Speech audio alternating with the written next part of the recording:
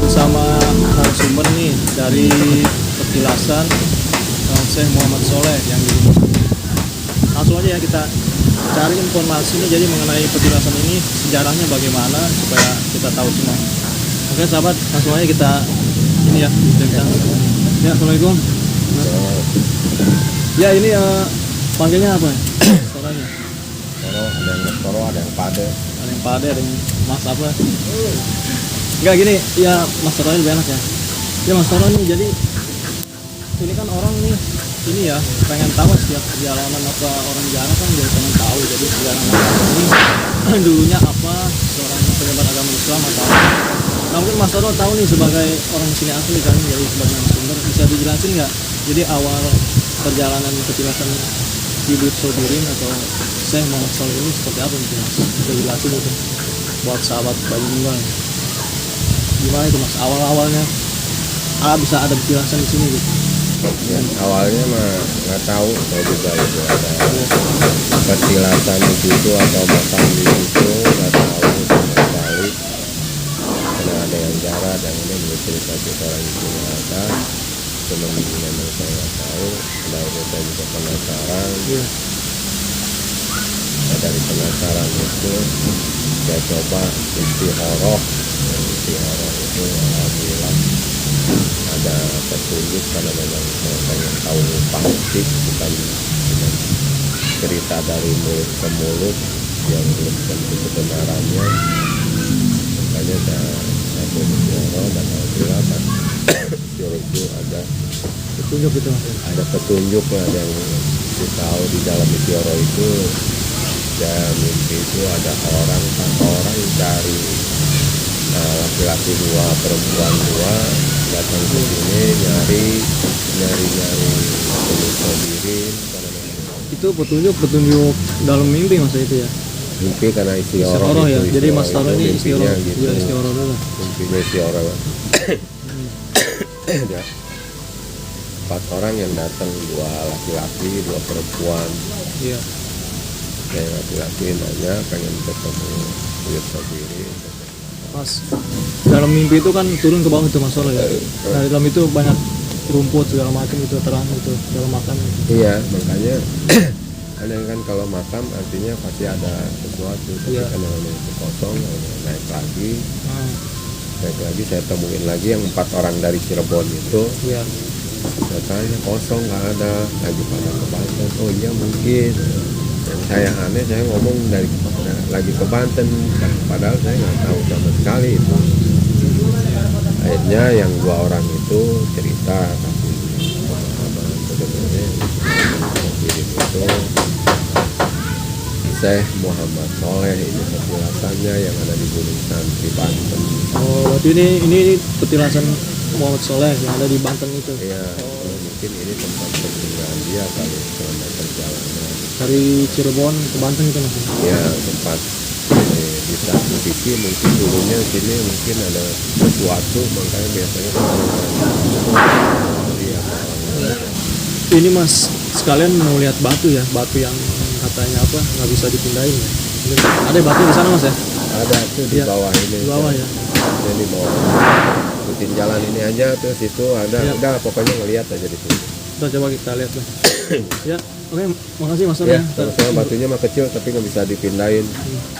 Ya, makasih Mas Torun Iya. atas informasinya. Mudah-mudahan ini bermanfaat buat sahabat Bandung Nunggal yang mungkin yang mau ziarah ke makam Sujud Sobirin ya. Jadi penjelasannya seperti itu. Ya, mudah-mudahan bermanfaat. Ya, makasih Mas. Ya.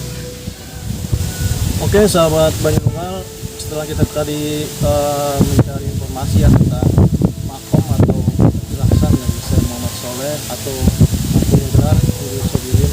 Nah, sekarang saya mau ziarah dulu sekalian. Ziarah ya, beliau. Jadi mudah-mudahan kita bisa lihat langsung. Nah, sekarang kita lihat di sana ada batu juga ya, batu yang menurut narasumber tadi adalah batu yang tidak bisa dipindahkan. Jadi batu itu tetap berada di situ biarpun dipindahkan kemanapun gitu, tetap balik lagi ke tempat semula. Oke sahabat, langsung ke makam. Kita ziarah dulu sekalian. Mudah-mudahan kita mendapat pelajaran dan berkah dari perjalanan. Oke, langsung aja kita ke makam.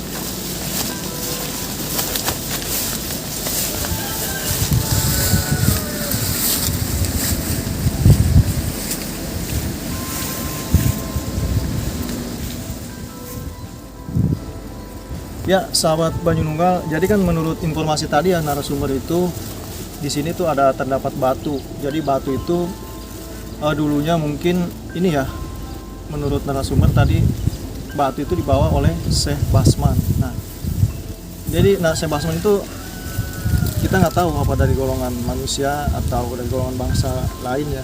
Jadi batunya itu nih, sahabat ada di sini batunya.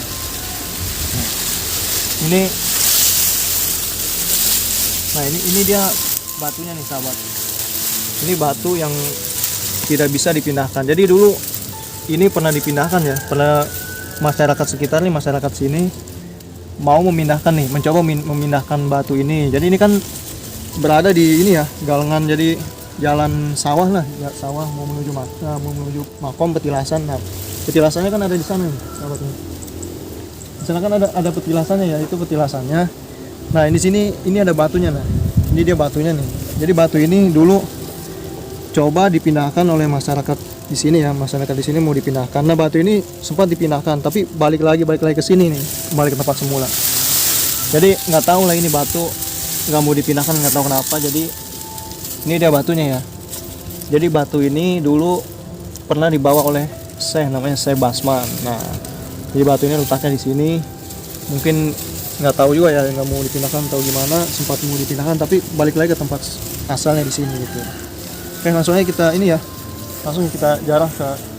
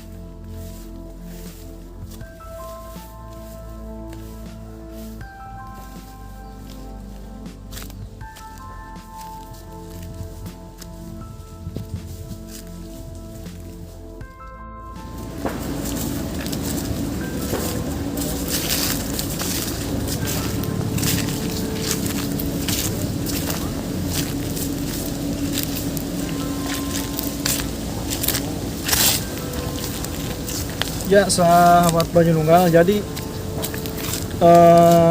kampung Ciracuk ini disebut atau makam Mede. Nah, kenapa disebut pemakaman ini pemakaman Mede? Karena dulunya di sini ada makam apa? Pohon ya. Pohon Mede. Nah, ini pohon Medenya nih. Nah, ini pohon Medenya ini.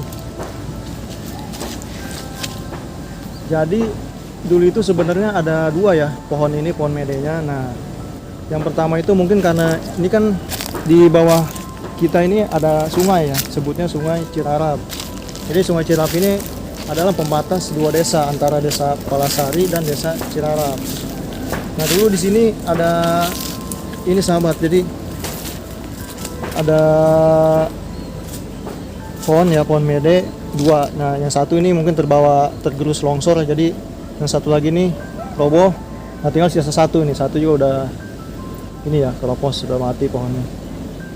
Nah, kenapa disebut makam Mede? Karena ini ada makam apa, ada pohon Medenya gitu. Langsung aja kita menuju ini ya, ke makamnya Petilasan.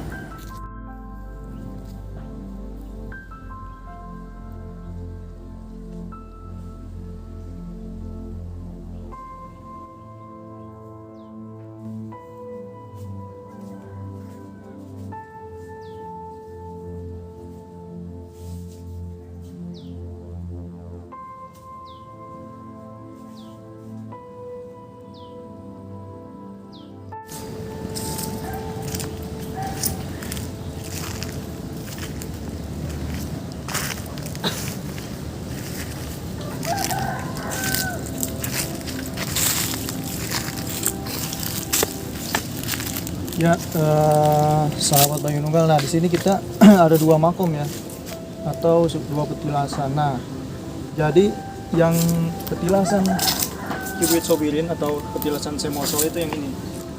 Nah, jadi kalau yang ini saya juga kurang tahu persis ya. Jadi petilasan apa ini? Jadi ini yang satu sebutnya Kibuit Sobirin. Nah, ini yang warna biru ini Kibuyut Anom. Jadi saya kurang gitu tahu ya kalau masalah Kibuyut Anom itu.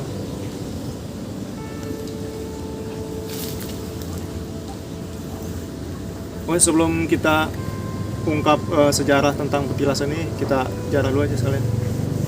Kita jarah dulu.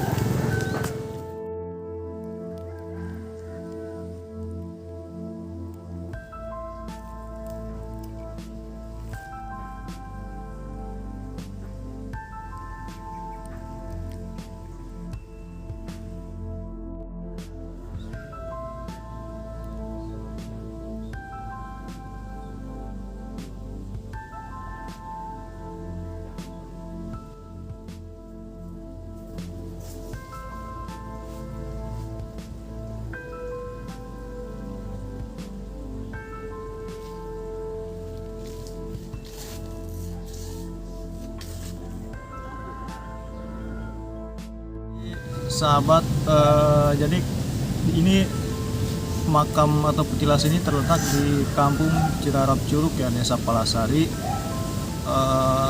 Kabupaten Tangerang. Nah, kenapa disebut Kampung Cirarap Curug? Jadi sebenarnya ini awalnya itu dari sini sebut Kampung Cirarap Curug itu.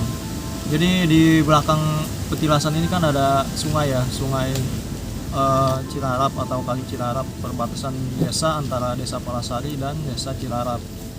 Nah, itu kenapa disebut Cirarap. Nah, sedangkan disebut curugnya itu dulu di sini ya, itu ada curug. Jadi kalau dalam bahasa Sunda itu curug itu air terjun ya, ada air terjun kecil. Nah, dulu di sini tuh ada curug, air terjun kecil. Jadi mungkin tempat ini ya, kebanyakan kan kalau petilasan atau makam-makam para wali itu berdekatan ya dengan sumber mata air, itu air. Jadi mungkin dulunya itu di sini tempat dia mengambil wudhu atau segala macam ya. Jadi dulu sini itu ada curug atau air terjun. Nah, sekarang itu udah nggak ada, mungkin udah terkikis ya. Jadi terkikis longsor, tanahnya turun ke bawah. Jadi nggak ada tuh. Jadi cuman sisa-sisa dari ininya aja. Kalau sungai sih masih ada, ini perbatasan desa ya. Jadi ini dia makamnya nih sahabat, makom petilasan dari Syekh Muhammad Soleh. Jadi Kibuit Sobirin ini adalah sebuah gelar julukan. Jadi kenapa disebut Kibuit Sobirin? Jadi Kibuit Sobirin adalah murid atau murid dari Sunan Bonang. Jadi Kibuit Sobirin ini mempunyai nama asli Syekh Muhammad Soleh bin Syekh Abdul Rahman. Nah, Syekh Muhammad Soleh ini adalah murid dari Syekh Sunan Bonang. Jadi Sunan Bonang ini mengutus ke Syekh Muhammad Soleh ini ke Cirebon, Sunan Gunung Jati ya. Jadi kisahnya itu adalah dia itu dikirim dari Cirebon menuju Banten. Nah, sebelum menuju Banten, beliau ini singgah di sini, di desa ini nih, di kampung Ciapcuru. Mungkin dia juga santri ya. Jadi pada saat menimba ilmu di Sunan Bonang itu, beliau ini sangat sabar atau tekunlah ulet dalam menuntut ilmu agama. Nah, jadi kenapa disebut Kibuit Sobirin? Jadi beliau ini sangat sabar lah dalam menuntut ilmu. Jadi kenapa di Gunung Santri juga kan disebut Gunung Santri? Nah, karena beliau ini kan seorang santri ya, biarpun gelarnya Syekh, jadi beliau tetap menuntut ilmu dengan sabar. Jadi Gunung Santri yang di sana adalah makam beliau. Nah, sebut Gunung Santri karena beliau ini adalah seorang santri, kemarin menuntut ilmu, biarpun mempunyai gelar Syekh, jadi tetap dia sebutnya santri atau inginnya disebut santri, maka disebut saat itu Gunung Santri. Jadi sebenarnya ini hanya sebuah petilasan dari Syekh Muhammad Soleh atau Kibuit Sobirin. Nah, Kibuit Sobirin adalah murid dari Sunan Bonang. Nah, jadi beliau ini menurut sejarah ya, menurut cerita, beliau ini diutus dari Cirebon ke Banten untuk membantu Sultan Maulana Hasanuddin yang pada saat itu ada inilah pergolakan ya antara Raja Pucuk Kumun dengan Sultan Maulana Hasanuddin. Nah, jadi ceritanya begitu, beliau ini membantu ke sana. Jadi sebagai penasehat kerajaan Banten pada saat itu. Nah, di sini petilasannya. Jadi ceritanya itu kan Muhammad Soleh itu kan yang menjadi ayam ya pada saat ayam dari Pucuk Kumun dan ayam dari Sultan Maulana Hasanuddin Banten itu. Nah, beliau ini kisahnya ini yang menjadi ayam itu ini beliau Syekh Muhammad Soleh. Jadi ini adalah petilasan beliau. Jadi sebelum ke Banten beliau singgah dulu di sini. Jadi saya nggak tahu berapa lamanya, mungkin ya melihat tempat ini enak gitu, jadi singgah dulu di sini sebelum melanjutkan perjalanan ke Banten. Bagi para peziarah yang belum tahu, di sini tuh ada petilasan dari Syekh Muhammad Soleh Kibuit Sobirin. Jadi bagi yang mau ziarah silakan kemari. Tapi kebanyakan yang ziarah itu sesuai petunjuk sih ya. Kebanyakan itu petunjuknya kebanyakan dari orang-orang Cirebon datang ke sini. Jadi sesuai petunjuk. Sesuai petunjuk mungkin suruh ziarah ke sini. Jadi kebanyakan yang ziarah ke sini sesuai petunjuk gitu.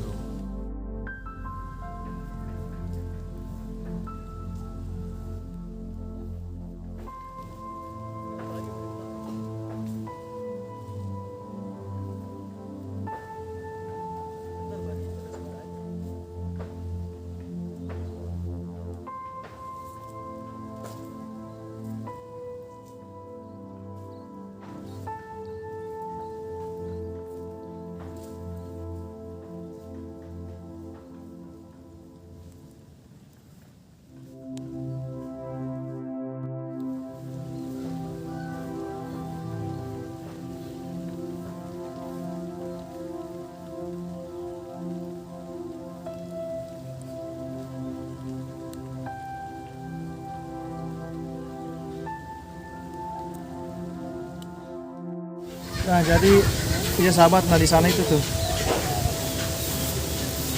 Di sana itu letak mata airnya. Nah, mungkin nanti mau dibersihkan ya, mau dirapikan jadi supaya bisa buat tempat mandi. Jadi di sana itu ada sumber mata air.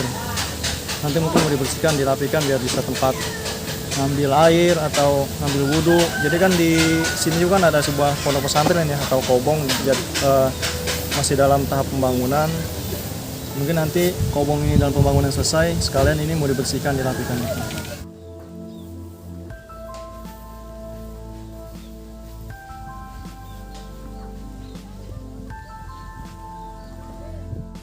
Ya, terima kasih buat sahabat yang sudah menyaksikan perjalanan kami dari awal sampai akhir. Mudah-mudahan berita atau sejarah yang kami sajikan bisa bermanfaat buat sahabat semua. Saksikan terus perjalanan Banyununggal selanjutnya untuk menguak kisah-kisah perjalanan Islam dan perjalanan para wali menyebarkan syiar Islam di seluruh Nusantara. Assalamualaikum warahmatullahi wabarakatuh. Salam Banyununggal.